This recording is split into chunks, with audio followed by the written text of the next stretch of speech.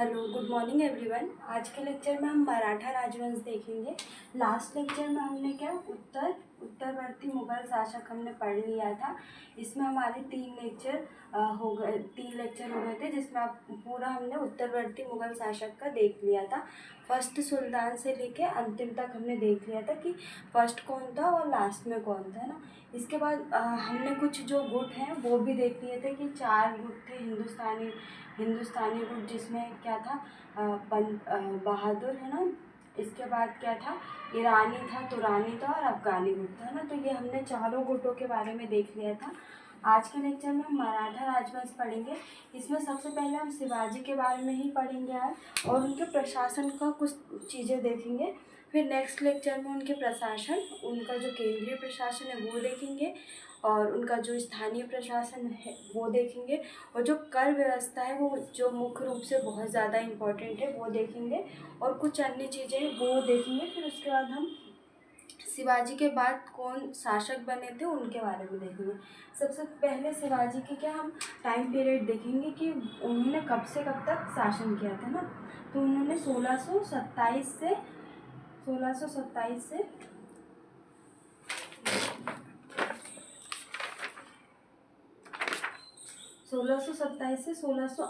ईस्वी तक इन्होंने शासन किया था, है ना। तो ये टाइम पीरियड हमको याद रखना ज़रूरी है। 2 मार्क्स में अगर शिवाजी के बारे में पूछे तो सबसे पहले हमारा आंसर रहेगा कि मराठा साम्राज्य के संस्थापक, और टाइम पीरियड 1627 से 1680, और जन्म हम लिख सकते हैं 1627 सिवनेर, और विवाह किससे हुआ था, साई बाई से हुआ था। और वैसे तो इनकी 7 पत्नियां थी, है ना, पर ये प्रथम का मैं बता रही हूँ, है ना। और माता का नाम जीजाबाई, ये याद रखने की ज़रूरत नहीं, पर फिर भी ये आपको पता होना चाहिए, ना। पिता का नाम शहाजी भोसले। ये बेसिक इन्फॉर्मेशन है इनके बारे में। अगर हमको 2 मार्क्स में लिखना है तो इनके गुरु का नाम लिख देंगे। सबसे पहले तो मराठा राजवंश के संस्थापक, इनका टाइम पीरियड, और गुरु का नाम समर्थ गुरु रामदास, है ना। तो हम गुरु रामदास के बारे में लिखेंगे। और इसके बाद इनके शासनकाल में प्रमुख घटनाएं क्या घटित हुई थी, इसके बारे में हम देखते हैं, ना, कि क्या क्या हुआ था। फजल खां से संघर्ष हुआ था, है ना। ये कौन थे, बीजापुर के शासक के द्वारा ये सेनापति भेजा गया था, जो कि शिवाजी को पकड़ने के लिए। शाइस्ता खां से प्रकरण कैसे हुआ था, ना। सूरत की प्रथम लूट कब हुई थी, है ना। पोरबंदर की संधि मतलब किस किस के बीच हुई थी, है ना। तो ये 2 मार्क्स में ही आएंगे, ये सारे क्वेश्चन आपके यहाँ अलग से 2 मार्क्स में ही आएंगे। तो हम इसको क्या बस 2 मार्क्स के अकॉर्डिंग देखेंगे कि हम ये कब हुआ था और किसके बीच हुआ था और परिणाम क्या हुआ था, बस। इसके बाद हम राजगढ़ में राज्याभिषेक, है ना। तो 2 बार राज्याभिषेक हुआ था, तो इसका हम देखेंगे कि पहला कब हुआ था, दूसरा कब हुआ था। इसके बाद कर्नाटक अभियान, जो कि अंतिम अभियान था, ना, जिसमें जो शिवाजी हैं उन्होंने जिंजी के किले को जीता था, ना। हम ये सब चीज़ें देखते हैं, ना, 2 मार्क्स में। सबसे पहले फजल खां से संघर्ष कब हुआ था, 1659 में। कब हुआ था, 1659 में हुआ था। ये कौन था, फजल खां, जो बीजापुर के शासक के क्या थे, सेनापति थे, है ना। तो फजल खां को जो बीजापुर के शासक है उन्होंने क्या शिवाजी को पकड़ने के लिए भेजा था, पर क्या हुए, वो पराजित हुए, वो शिवाजी को पकड़ने में सफल नहीं हुए, है ना। तो अंत में हम लिख देंगे कि शिवाजी को पकड़ने में असफल रहे, है ना। बाकी हम अगर 2 मार्क्स में लिखना है तो इसका ये कब हुआ, है ना, और कौन थे, फजल खां, तो बीजापुर के शासक के सेनापति थे, है ना। इसके बाद शाइस्ता खां प्रकरण कब हुआ था, तो 1663 में हुआ था। ये हम इनका टाइम लिख देंगे कि कब हुआ था। उसके बाद ये जो शाइस्ता खां वो कौन थे, औरंगजेब के मामा थे, जो कि शिवाजी को पकड़ने के लिए भेजा था। क्या, शाइस्ता खां को औरंगजेब ने शिवाजी को पकड़ने के लिए भेजा था, पर क्या हुए थे, वो असफल हुए थे, ना, असफल हुए थे। जिसमें क्या जो मुगलों की जो शक्ति है वो कुछ समय तक क्षीण हो गई थी, है ना। इसके बाद सूरत की प्रथम लूट कब हुई थी, 1664 में। औरंगजेब के गवर्नर किसके थे, इनायत खां थे। और तो इनायत खां के द्वारा क्या और सूरत की प्रथम लूट की गई थी। इसके बाद पोरबंदर की संधि कब हुई थी, तो 22 जून 1665 में हुई थी। ये किसके बीच हुई थी, तो शिवाजी और जय सिंह के समक्ष हुई थी, है ना।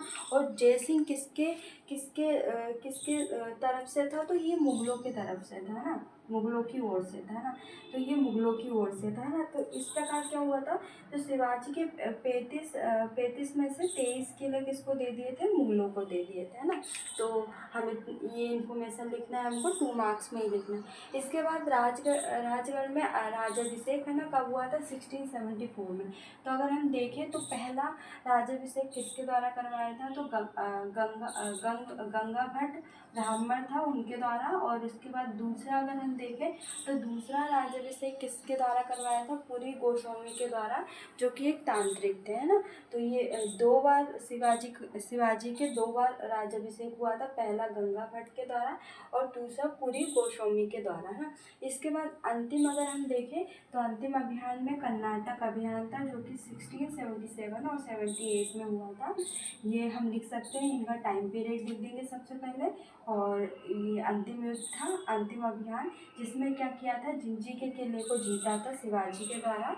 और इस कर्नाटक अभियान के बाद शिवाजी की 7 पत्नियों में से पुल्लाबाई ने क्या हो गई थी, वो सती हो गई थी, है ना।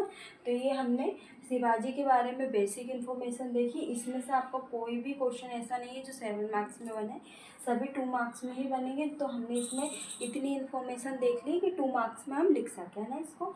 इसके बाद हम जो शिवाजी का प्रशासन है वो देखेंगे। तो जो शिवाजी का प्रशासन है वो 8 व्यक्तियों का एक समूह है, जिसे क्या बोलते हैं, अष्टप्रधान, है ना। तो हम अष्टप्रधान में देखेंगे कि कौन कौन शामिल है, जिसमें प्रधानमंत्री शामिल है ना।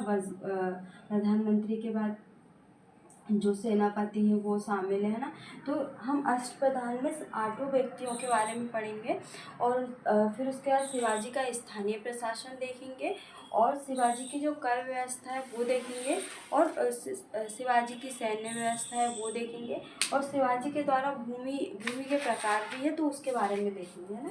तो ये हमारा नेक्स्ट लेक्चर में इसको हम कंप्लीट कर लेंगे।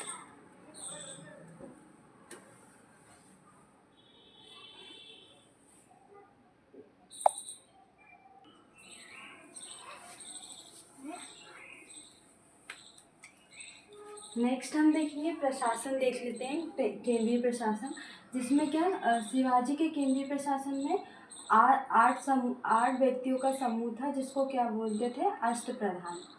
8 व्यक्तियों का समूह था जिसको बोलते थे अष्टप्रधान, है ना। तो हम 8 व्यक्तियों के बारे में देख लेते हैं। ये हमारा क्या 7 मार्क्स में बन सकता है ना, तो 7 मार्क्स में ये आ सकते हैं।